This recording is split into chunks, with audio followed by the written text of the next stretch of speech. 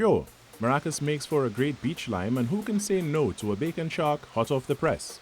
But let me entice you with an alternative experience.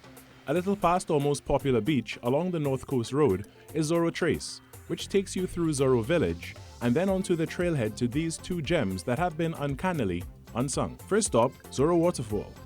This first stretch is mostly flat, so getting there is on the easy side. It does involve an upriver trek, so much care is needed while traversing over the potentially slippery rocks. Be sure to pay attention to any weather forecasts, as a little rain may have a big impact on the river level and flow, making it dangerous if the river comes down. There's much beauty to behold on the journey, as the trail takes one past mature cocoa trees that flank the time-worn path, seemingly manicured gardens in orderly rows of plants that would fetch top dollar at the plant shops, and of course the picturesque stretches of riverbed with its trickling streams and gently swirling pools. Within 15 to 20 minutes, you'll meet the only significant climb on this leg of the trip, and immediately after, the alluring vista of water cascading over a well-defined shelf in a single stream fall into the basin below. The pool itself is wide and non-swimmer friendly, as much of it is shallow due to the heavy deposit of silt and stone brought down by the river over time. Just under the fall, the deepest part of the basin ranges between 8 and 10 feet, an inviting area for a cool plunge. The canyon is heavily shaded by towering trees on the elevated areas around the basin, and tracing the origin of the fall, the beginnings of a gorge can be seen in the distance, leaving one to wonder where it leads. On to our next destination, Angel Waterfall. We must first double back on the trail and make our way downriver until we arrive at this ribbon-marked tree. This is the point at which the real challenge begins. There are many stretches of steep inclines with few flat areas to catch a breather. Still, one can find delight in the beauteous surroundings of tropical forest, all the while immersed in the sounds permeating the atmosphere, some familiar and some strange.